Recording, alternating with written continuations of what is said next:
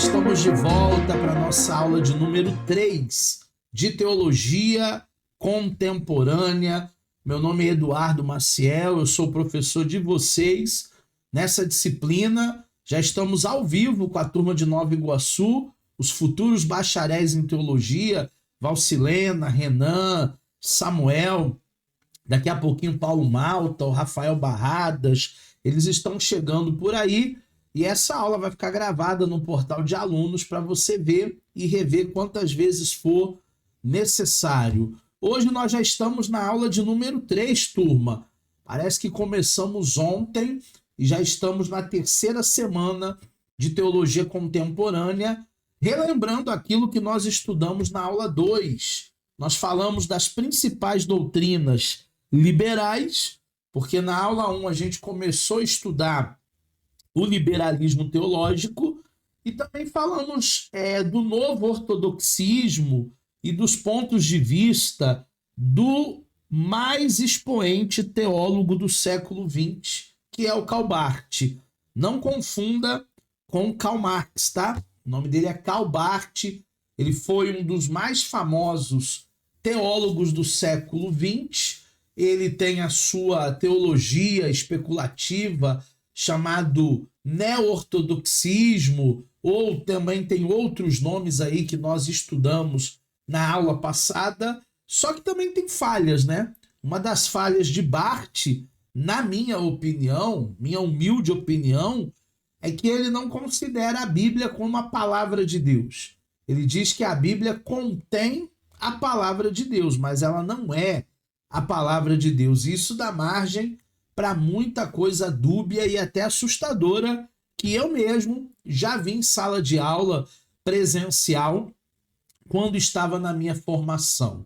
Hoje nós vamos falar de mais duas, né, teologias desse grupo de teologia contemporânea. Nós vamos começar falando sobre a teologia do mito e depois, eu sei que vai dar tempo ainda nessa aula, nós falaremos da teologia da esperança. Começando pela teologia do mito. A teologia do mito, ela tem como um dos seus principais criadores um teólogo alemão chamado Rudolf Bultmann.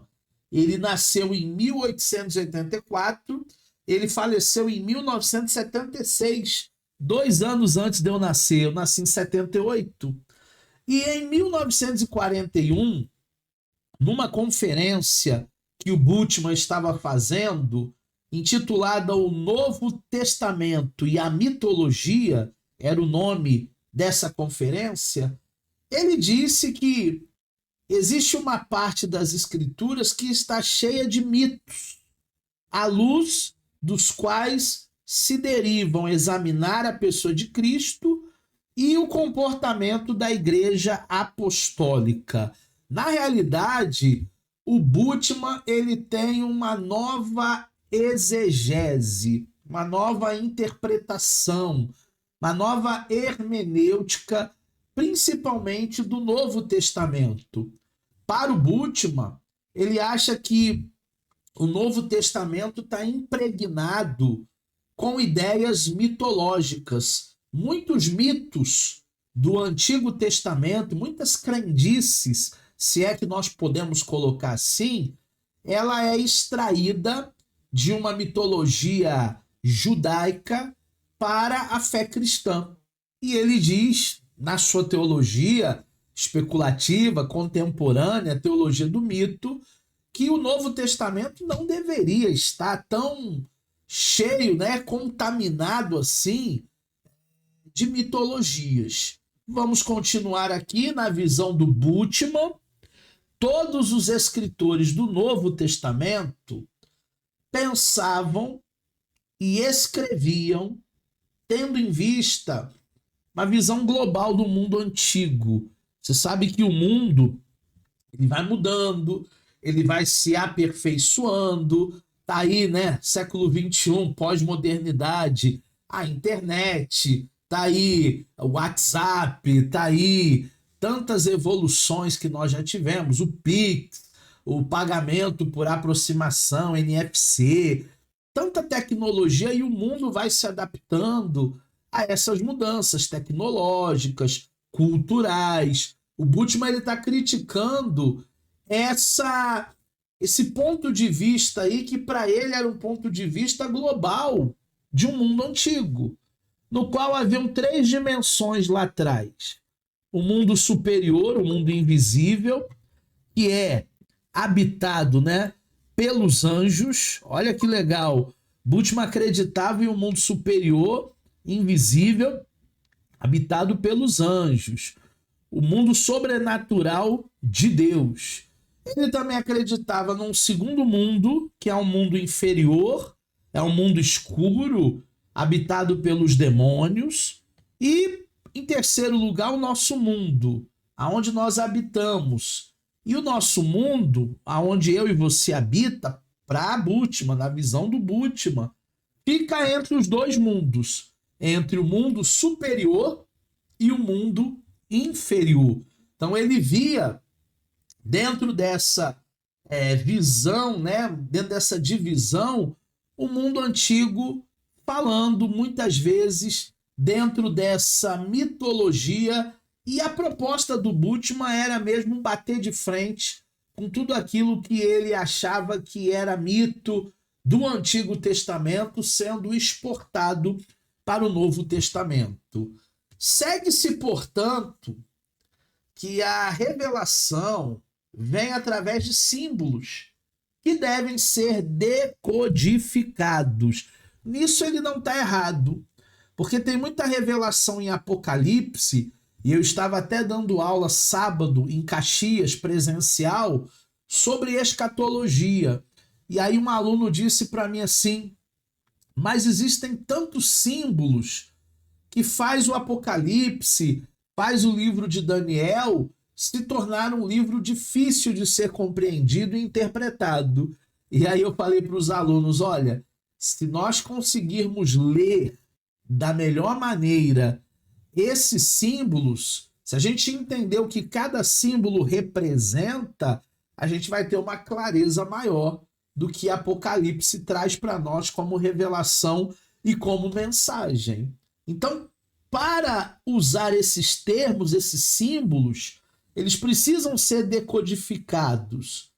E esses termos, para Bultmann, eles têm que ser também desmitologizados. Que palavrão, né? Desmitologizados.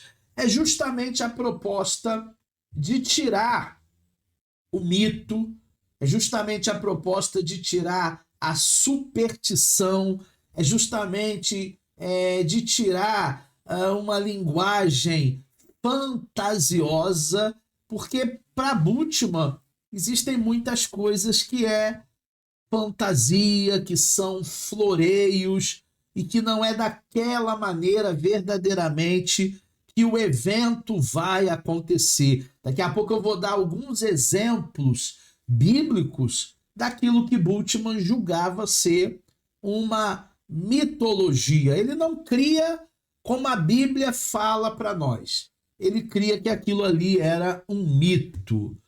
Numa das suas conferências, Bultmann vai afirmar que hoje não se pode utilizar a luz elétrica e os aparelhos de rádio e apelar para medicamentos e clínicas modernas quando se está enfermo e, ao mesmo tempo, crer nos milagres do Novo Testamento.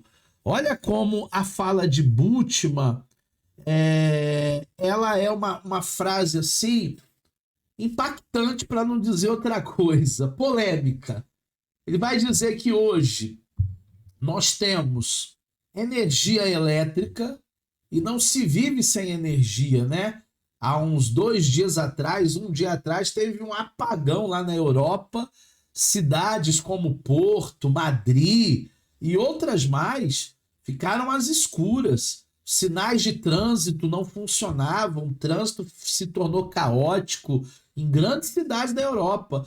Pessoas ficaram presas nos prédios sem poder descer porque não tinha elevador. Enfim, Hoje nós somos extremamente dependentes da energia elétrica e também da internet. Tanto é que nós estamos numa aula ao vivo, eu estou a mais de 400 quilômetros de vocês e aquilo que eu falo aqui da cidade onde eu estou, você recebe aí em tempo real. Isso causa uma dependência, coisa que na época do Antigo Testamento não havia. O Bultmann vai dizer, com todo o avanço da eletricidade, dos remédios, das clínicas, o avanço da própria ciência, não há como acreditar mais em milagre. Essa fala do Bultmann na teologia do mito.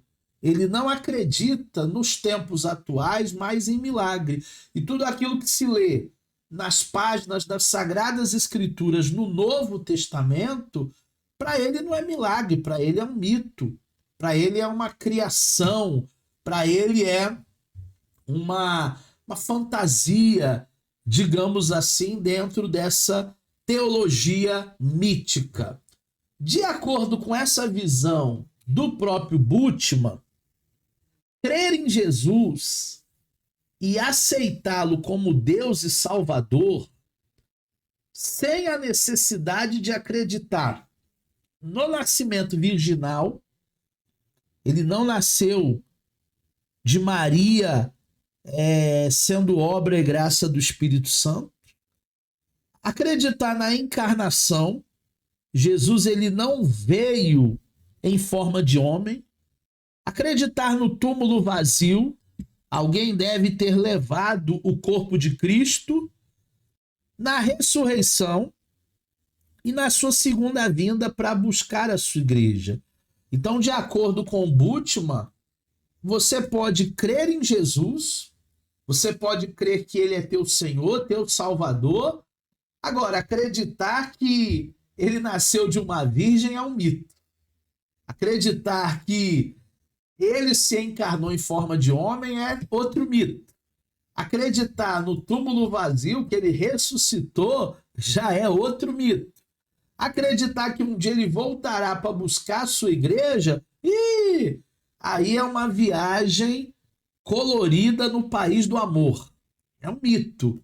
Ele vai colocar essas questões do Novo Testamento, que a palavra de Deus nos ensina, como mito. Todos esses elementos seriam derivados de uma mitologia judaica. Então, quer dizer, o cristianismo vai beber de uma fonte judaica, né? Vai beber de uma fonte judaica, e o gnosticismo helenístico, o gnosticismo lá da Grécia. Ele vai dizer que o cristianismo puro é um cristianismo que não acredita em mitos. O cristianismo puro é você acreditar em Jesus como Senhor e Salvador, mas não necessariamente que ele voltará, não necessariamente que ele nasceu de uma virgem, não necessariamente que ele ressuscitou e que o túmulo está vazio. Para Bultmann, todas essas questões são questões da teologia do mito, questões místicas.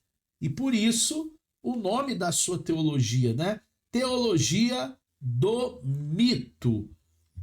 Segundo Bultmann, a desmistificação dos evangelhos não significa a eliminação do mito, como procurou fazer a teologia liberal, mas a sua interpretação, através de uma hermenêutica particular, sendo eles necessários, por oferecerem ao homem condições de perceber o enigmatismo do mundo.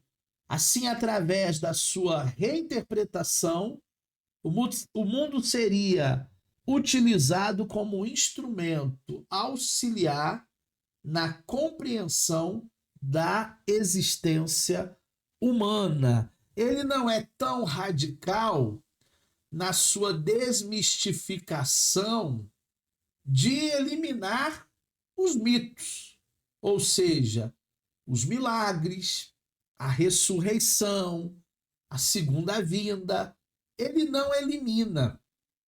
Mas, por outro lado, ele dá uma interpretação de que aquilo pode ser uma crença judaica, aquilo ali pode ser uma crença agnóstica, uma crença helênica.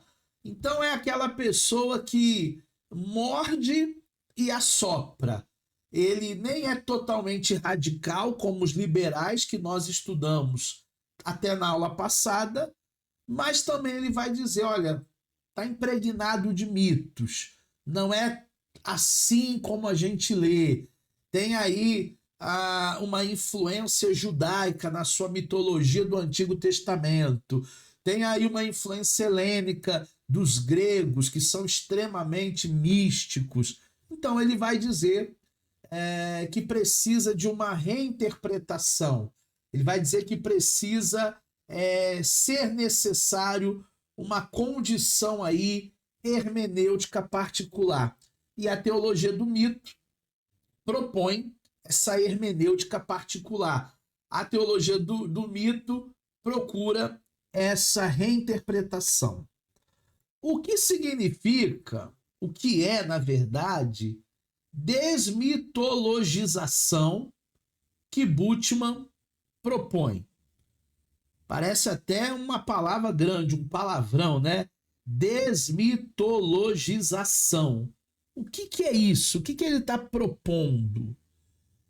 Em seu questionamento sobre as Sagradas Escrituras, há uma necessidade de extrair todo o elemento mitológico que, segundo ele, encobre o entendimento das Sagradas Escrituras para o homem moderno. A proposta do Bultmann é trazer ou tirar ou extrair toda a mitologia, seja ela grega, seja ela romana, seja ela judaica. A mitologia tem, né, as suas histórias. Quando a gente pega, por exemplo, a mitologia grega, nós temos Hermes, nós temos Poseidon, nós temos semideuses, nós temos a própria mitologia que a psicanálise usa muito de Narciso, né? Narciso, ele foi um homem que foi uma certa vez num rio, ele nunca tinha olhado num espelho na vida, e quando a água refletiu ali a sua face, ele se viu como um espelho através das águas, ele se apaixonou por ele mesmo, ele ficou tão hipnotizado pela sua beleza que ele caiu no rio e morreu afogado. É desse mito aí que vem o narcisismo. Também existe o mito que também a gente trabalha muito na psicanálise, que é o complexo de Édipo, mito de Édipo Rei, que foi um homem que se apaixonou pela sua própria mãe, não sabendo que era sua mãe, e aí ele entra em confronto com o seu pai, ele mata o seu pai, fica com a mãe como sua esposa, como sua mulher, mas aí depois ele descobre que aquela mulher que ele lutou e aquele homem que ele matou é o seu próprio pai. E aí ele arranca os seus olhos, há um suicídio também, enfim. É um mito.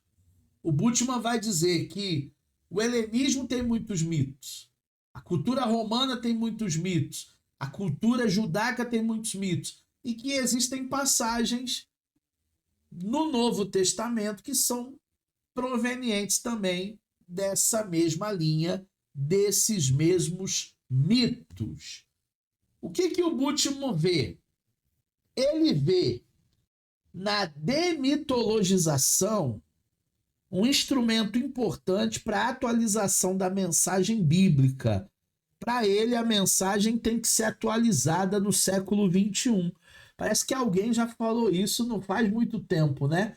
Que a Bíblia precisava ser atualizada, tornando-se compatível com esse mundo de hoje, tecnológico, científico, o mundo que nós vivemos hoje.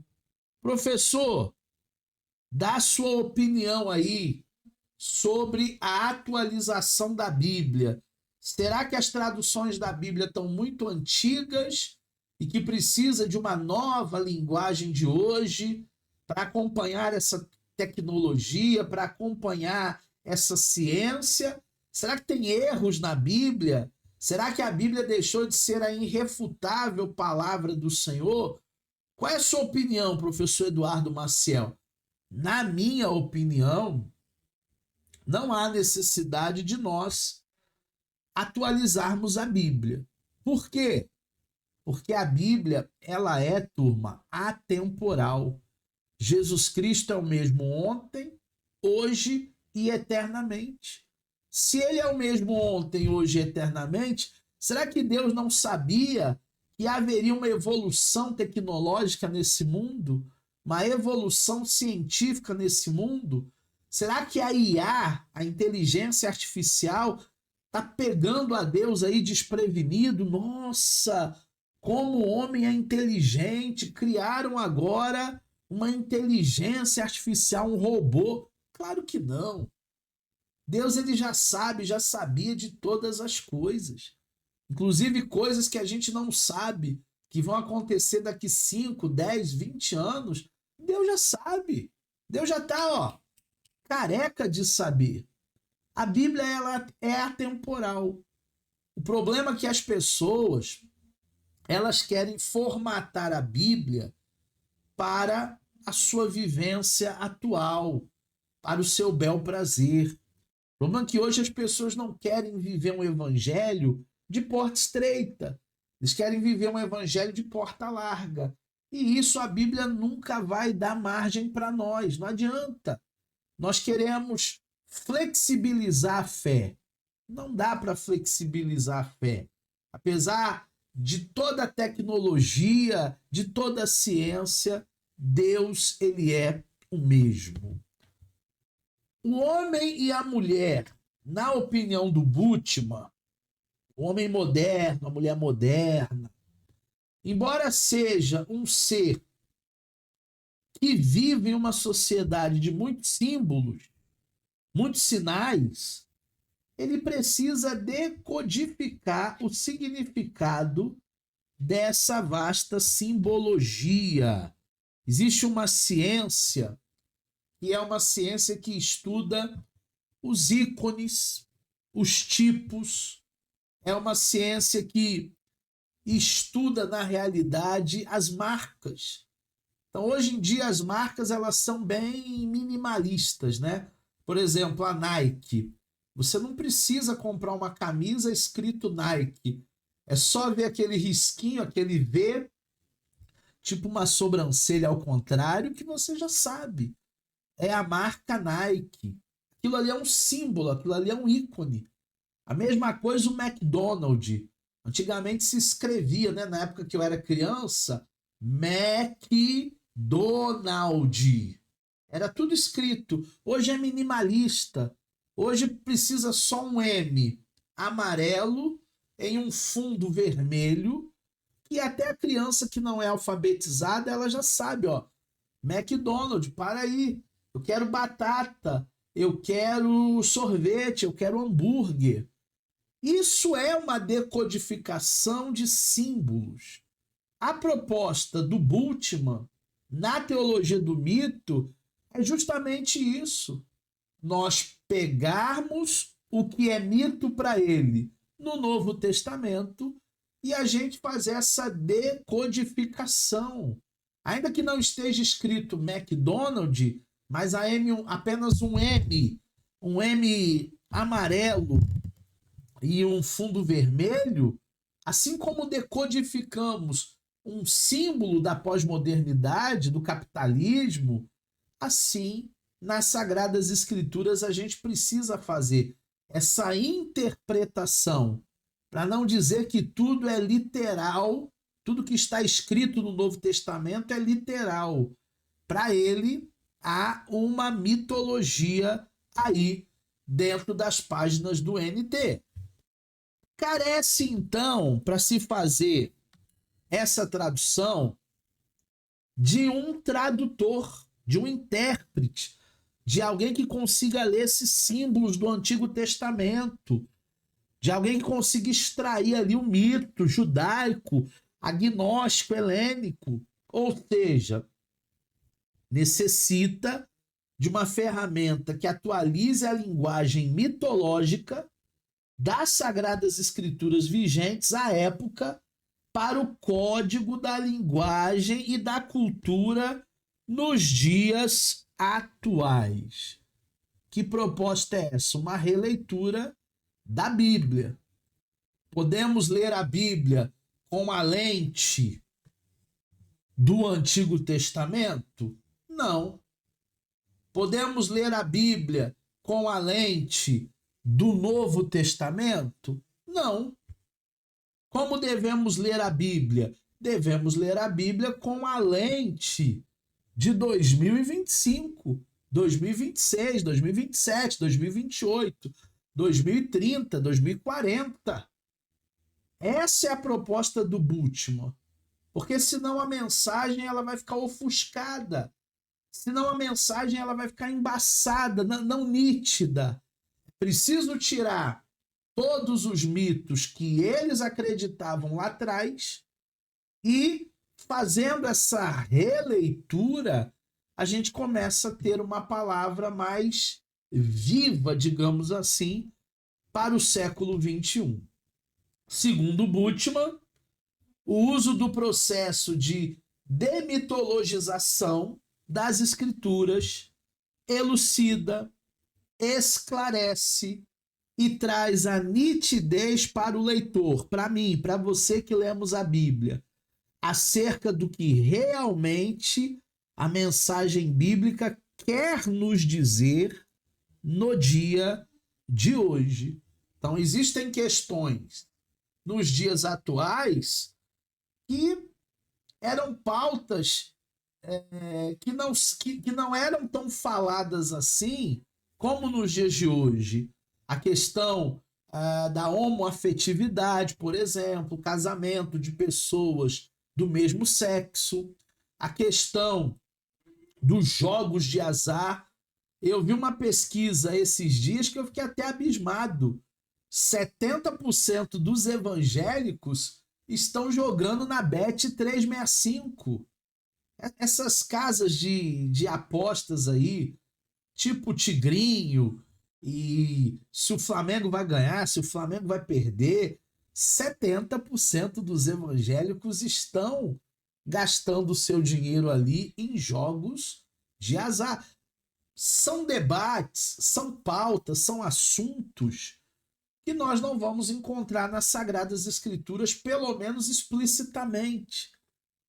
Mas, para Bultmann, tirando o mito, essas questões, com essa lente dos tempos atuais, a gente vai conseguir elucidar, esclarecer e trazer para o leitor da Bíblia um sentido, uma nitidez para os dias atuais. Então é isso que ele propõe. Para o homem e para a mulher secularizados, hoje a igreja está do jeito que está, porque a igreja é secularizada. A igreja é um reflexo da sociedade. Os elementos mitológicos das escrituras são fruto de uma cultura passada, uma cultura que há quase 2.500 anos atrás não faz para nós nenhum sentido. Se não faz nenhum sentido, eles devem ser extraídos sem a perca do conteúdo original, da mensagem profética, da mensagem apocalíptica, da mensagem do evangelho. Pois sem uma decodificação e uma atualização do sentido da mensagem, não nos diz o porquê. Ou pior ainda, pode levar a uma interpretação dúbia, uma interpretação incompreensível. Por exemplo, aquela passagem de João, aonde tem lá um tanque chamado Betesda, aonde uma vez no ano um anjo descia do céu, movia as águas, e o primeiro que pulasse nessas águas seria curado de qualquer enfermidade. Para muita gente, esse texto é literal. Existia de fato esse tanque, esse lago chamado Betesda.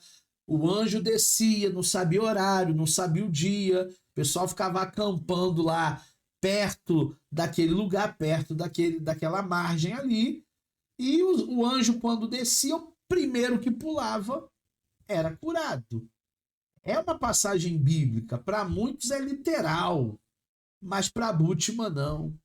Para Bultmann é apenas um mito. Para Bultmann há uma mensagem ali de perseverança, há uma mensagem de cura, há uma mensagem ali de não desistir do seu sonho, mas ela é construída dentro de uma mitologia. Essa é só uma mensagem que eu trouxe na teologia do mito. Existem outras se você quiser se aprofundar. A escritura ela não explica a si mesma na visão do Bultmann, conforme ensina a hermenêutica da Reforma Protestante.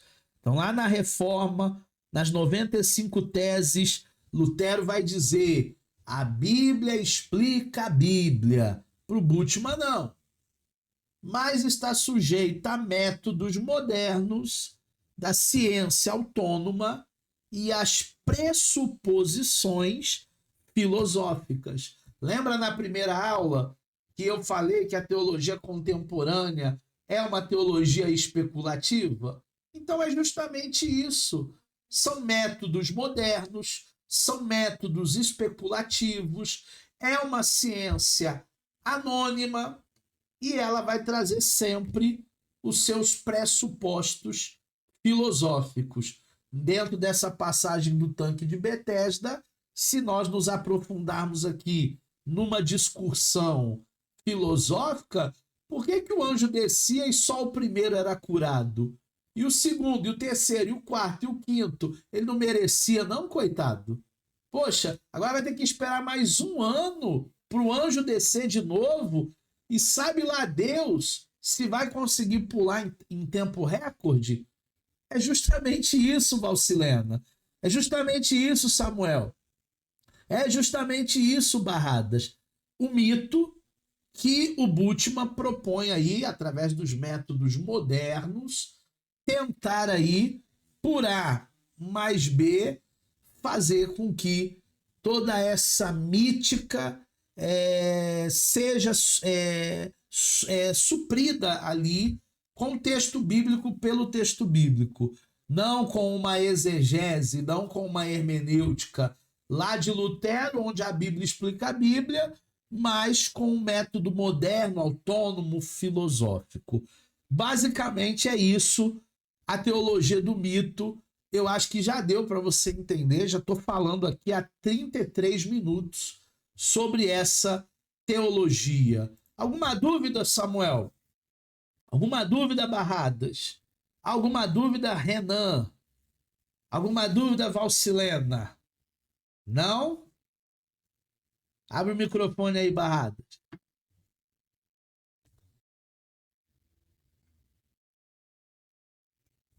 Nenhuma dúvida? Então vamos seguir. Se a turma está atenta aí, não há dúvidas, vamos seguir nessa pegada. A segunda teologia. Fala, Barradas. Não, já, você supriu a minha dúvida. Deu o exemplo do mito. Ah, legal. Eu fiquei um pouquinho na dúvida.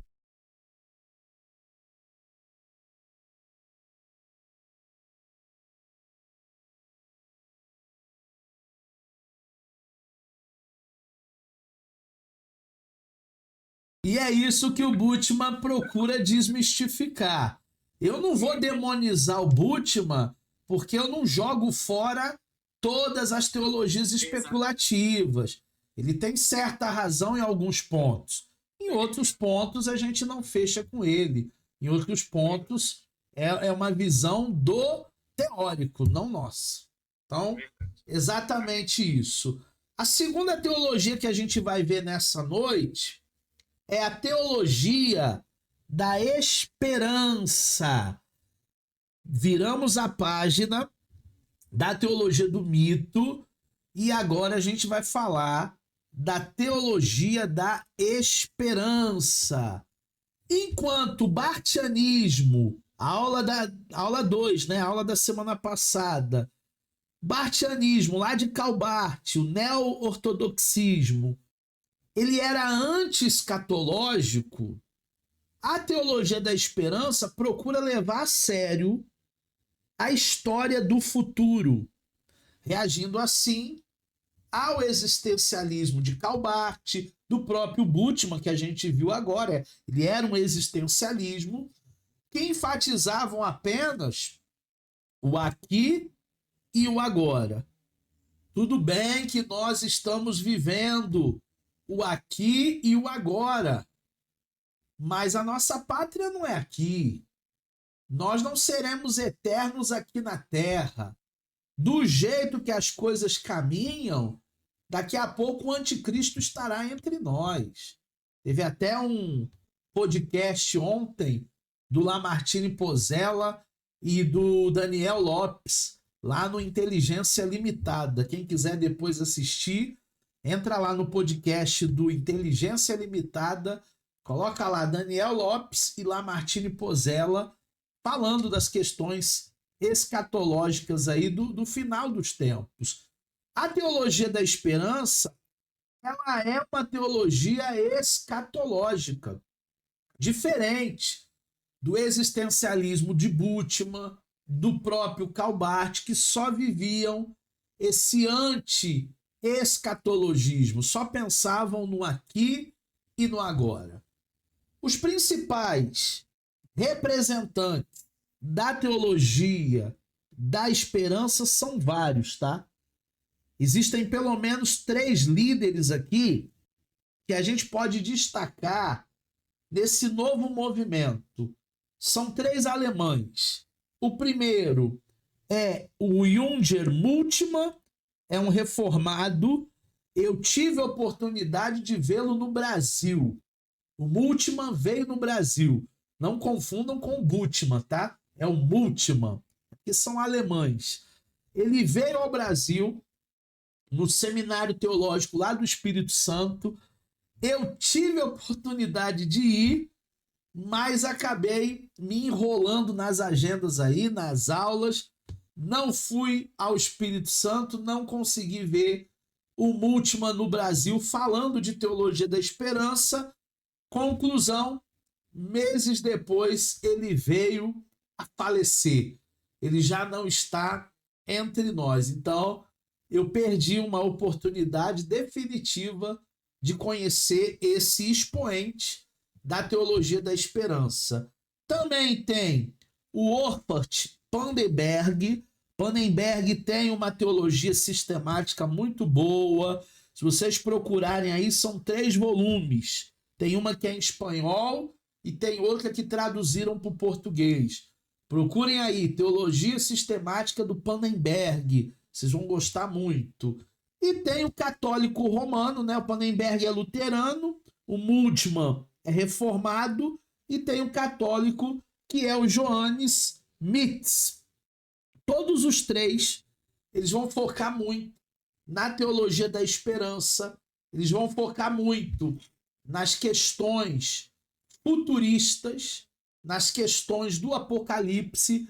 E eu até disse para a turma lá em Caxias sábado que quando eu ensinava escatologia 20 anos atrás, parecia uma coisa muito distante. Ensinando escatologia hoje está mais próximo do que a gente imagina. Os principais representantes da teologia da esperança, ela tem sido muito articulada nos Estados Unidos da América por 2 teólogos luteranos, o Carey Bryant e o Robert Jenson, cuja as obras, muita coisa tem feito para popularizar esse novo movimento, que começa na Alemanha, chega nos Estados Unidos. E no Brasil, nós temos o Rubem Alves, com poucas revisões desse mesmo movimento. Muita coisa fez para converter a teologia da esperança em um programa de ação.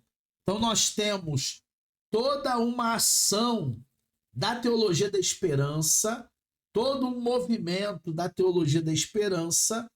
E aqui no Brasil nós temos o Rubem Alves. Eu não sei se ele já é falecido, mas ele tinha uma coluna na revista Ultimato. Depois eu vou até pesquisar se o Rubem Alves nos deixou pouco tempo atrás ou se ele ainda produz alguma coisa dentro da teologia da esperança.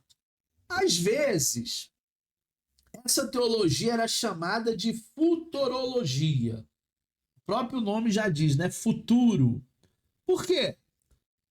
Por ser um modo de encarar a teologia, as preocupações teológicas da perspectiva do futuro, e não do passado, e não do presente. Passado e presente somente têm valor com as referências do futuro. A realidade ainda não é. A realidade está orientada para o futuro. Por isso essa pegada de futurologia, porque eles não estão pensando no presente. Porque o passado já acabou, não volta mais.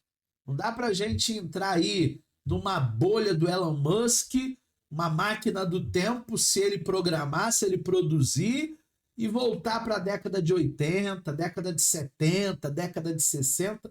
Isso não existe. Uma viagem no tempo não existe. O passado se foi. O presente eu estou vivendo hoje, o aqui e o agora. Mas a minha preocupação não é o aqui e agora. A minha preocupação é para onde vamos. É a nossa morada eterna. É aonde nós estaremos eternamente com o nosso Salvador, com o nosso Senhor. A teologia da esperança, ela é caracterizada, em primeiro lugar, como uma reação do desespero existencialista. O existencialismo é uma corrente filosófica. Eles estão desesperados porque a cada dia mais as pessoas têm buscado o transcendental. O homem por si só, o ser humano por si só é um ser religioso. Então, há uma reação a esse movimento chamado existencialismo. E essa reação se chama teologia da esperança. Em segundo lugar, pela fé no futuro, pelo otimismo. Quem é adepto à teologia da esperança é otimista. Ele não vê o copo meio vazio, ele vê o copo meio cheio. Ele sabe que para o lugar para onde vamos vai ser muito melhor do que o lugar aonde nós estamos. Em terceiro lugar, a teologia da esperança é caracterizada por essa esperança que se baseia-se numa promessa divina. E aí o cristão ele acaba suportando as contradições do momento presente, porque ele vive uma expectativa do futuro. Tem até aquele louvor que nós cantamos na Páscoa, né? Porque ele vive, posso crer no amanhã, porque ele vive, temor não há. Justamente é o que a teologia da esperança prega. Eu não preciso temer o amanhã, eu não preciso temer o futuro, porque eu sei para onde vou. Eu estou caminhando para a minha salvação, eu estou caminhando para a eternidade com Deus. A teologia da esperança também é caracterizada por não enxergar uma solução para os dilemas presentes, ou seja, todas as civilizações vão enfrentar momentos difíceis, momentos de agruras, momentos de de decepções, momentos de dificuldade. Todas as civilizações vão enfrentar esses momentos que são momentos difíceis. Agora, assim a teologia da esperança vai achar que nós não vamos encontrar respostas para as nossas questões atuais na sociedade de hoje. Engana-se quem acha que vai, na sociedade atual, resolver todas as questões humanitárias, todas as questões sanitárias, a desigualdade social. Não, gente. Mas o anticristo vem com essa proposta. Até ele vai assinar um acordo de paz. Sim, durante 3 anos e meio. Só que depois de 3 anos e meio ele vai se revelar como anticristo. E aí, como diz a minha esposa, a chapa vai esquentar.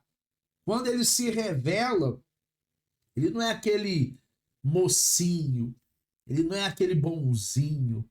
Aí o bicho vai pegar para muita gente. A teologia da esperança é caracterizada por abranger mais do que geralmente se reconhece tradicionalmente como sendo uma teologia falando a rigor, ou seja, a sua orientação secular permite que seja combinada com qualquer número de matérias, inclusive com a biologia e também com a política. A teologia da esperança, ela consegue ter um diálogo com a sociologia, com a biologia, com a política. Hoje está tão extremo, né? A coisa está tão extrema. Hoje eu fui na Câmara de Vereadores aqui de São José dos Campos conversar com um vereador, que é o pastor Cláudio Apolinário, e eu fui levar para ele uma proposta de cursos. Ele também tem uma rádio aqui na cidade, chama Rádio Vida. Então nós conversamos ali um bom tempo à tarde lá na Câmara, no Gabinete 20, e o Apolinário disse para mim, hoje a coisa está tão polarizada, metade lá na direita, a outra metade na esquerda, e até os cristãos, até irmãos nossos da mesma fé, estão se distanciando por causa de política. O que não deveria, né? Em regra, nós não deveríamos pautar a nossa vida, nem a vida de ninguém, pelas opções políticas que ele tem, ou pelas preferências políticas que ele tem. Cada um é livre para votar em quem quiser, seja direita, seja esquerda, seja centrão, e ele não vai deixar de ser meu irmão em Cristo pelas suas opiniões políticas. Deveria ser assim. Na teologia da esperança, se vê um esboço para as suas exposições das temáticas escatológicas. A teologia da esperança vai atender à realidade a partir de uma perspectiva escatológica. Então não é o aqui e o agora, mas é para onde vamos. A nossa salvação ela está garantida, nós vamos para um melhor lugar, nós temos uma coroa de glória, nós temos o Espírito Santo habitando em nós. É isso que vai fazer a grande diferença na teologia da esperança. O tema escatologia, o tema escatológico. O movimento também é chamado de futurista. A teologia da esperança, ela reage contra um subjetivismo da neo-ortodoxia lá do Calbart, visto que a sua obra ela tem uma abrangência e vai além do universo pessoal e interior do indivíduo. Essa teologia se dirige ao mundo como o mundo. esse subjetivismo do Calbart muitas vezes dá margem para interpretações dúbias. Já o movimento da teologia da esperança, ele tem essa abrangência que vai além do universo pessoal. É muito maior do que a órbita do umbigo de alguém, do que a visão interior de alguém. Ela é dirigida ao mundo pelo mundo. Ou seja, os eventos escatológicos eles vão acontecer no Brasil, no Japão, na América, na África, nos 4 cantos. Por isso que Jesus ele não volta enquanto o evangelho não for pregado nos 4 cantos. Corramos a carreira da fé que nos está proposta e tenhamos esse alvo de pregar o evangelho a toda criatura para que Jesus possa voltar rápido para buscar sua igreja. A teologia da esperança, chamado movimento futurista, foi uma resposta do público às teorias como Deus está morto, uma ideia que foi criada em 1960. Tem até filmes, Deus não está morto 1, Deus não está morto 2. É uma filosofia do Nietzsche. O Nietzsche dizia que Deus está morto e quem participa dessa morte de Deus somos nós, que nos tornamos autônomos, que temos a coragem de sair de casa e não fazer uma oração, temos a coragem de pegar uma estrada e não pedir para Deus nos proteger dos perigos da estrada. Deus ele morreu. E quem matou Deus? A religião, a religiosidade. Então é uma proposta filosófica do Nietzsche e o movimento futurista chamado Teologia da Esperança, ele vai tentar aí dar uma resposta pública para esse movimento que diz que Deus está morto. Os teólogos futuristas, eles deixaram para trás o sepulcro criado por Deus. Deus não está morto coisa nenhuma. O humanismo dos teólogos de Deus está morto veio a ser a sementeira em que a teologia da esperança deitaria as suas raízes. Quando eu falo em sementeira, né? Eu estava vendo um vídeo na internet ontem, muito legal, que o agricultor pegou numa mão o joio e na outra mão o agricultor pegou o trigo. E aí, na hora de debulhar, o trigo ele tinha sementes. E aí ele foi e pegou para debulhar o joio. Igualzinho, o trigo e o joio são idênticos. Aí debulhou o joio, não tinha semente nenhuma. Não tinha fruto nenhum. A nossa vida como cristãos é justamente isso. Nós temos que dar bons frutos. Se nós não dermos bom fruto, a gente é só casca, a gente é só embalagem, a gente é só joio. E o grande expoente da teologia da esperança foi esse senhor aí, que eu não consegui vê-lo enquanto estava vivo na faculdade do Espírito Santo, quando ele esteve no Brasil. Jürgen Moltmann é o fundador da teologia da esperança. Ele vai nascer em 18 de abril de 1926 em Hamburgo, lá na Alemanha.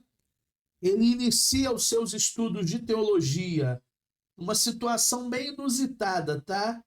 Ele, com 16 anos, em 1943, vai ser convocado pelo exército alemão, onde, segundo ele mesmo, não teve muito sucesso, em uma carreira breve e sem glória.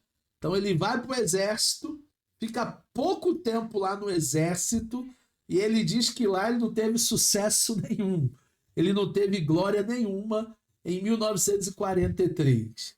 Após 6 meses na guerra, ele foi feito prisioneiro num campo de concentração chamado Norton Camp, lá na Inglaterra. Ali eles se encontravam também com alguns professores de teologia que ministravam lições aos seus companheiros, e dentre ali os companheiros estavam o Georgen Multmann. Então, Eugen Multmann, ele acaba conhecendo a palavra do Senhor em um campo de concentração como um prisioneiro. Vai imaginar, né, que você vai para o exército e vai conhecer as escrituras lá num campo de concentração, um campo de batalha. Em 1948, ele retorna para a Alemanha. Ali ele vai dar continuidade aos seus estudos, ali na faculdade de Göttingen, em 52. De 53 a 58, ele vai exercer atividades pastorais na cidade de Bremen, também Alemanha.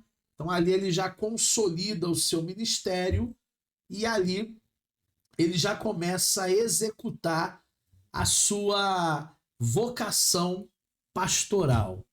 Suas especialidades foram em História dos Dogmas. Ele estudou História dos Dogmas do catolicismo romano e também Teologia Sistemática. Teologia Sistemática eu tenho um carinho muito grande porque foi a primeira pós que eu fiz na PUC-Rio. Eu sou pós-graduado pela PUC-Rio em Teologia Sistemática. Então, eu tenho um carinho porque foi o primeiro curso depois da graduação que eu fiz. Ele iniciou a docência em 1958, passando pela escola Kirchlich, Hochschule e também Wuppertal pela Universidade de Bonn, Universidade de Tübingen, Due University, lá nos Estados Unidos, no caráter de professor editor, professor visitante, digamos assim. E depois de Calbart, que nós falamos na aula passada, Eugen Bultmann é considerado o mais conhecido e também influente teólogo reformado do século XX, fundador da teologia da esperança, voltada não no aqui, não no agora, voltada na escatologia. Eu tenho certeza que essa aula para nós de teologia do mito e também de teologia da esperança foi uma aula, sim, de grande valia, onde você teve contato, mesmo que o primeiro contato, com essas novas teologias.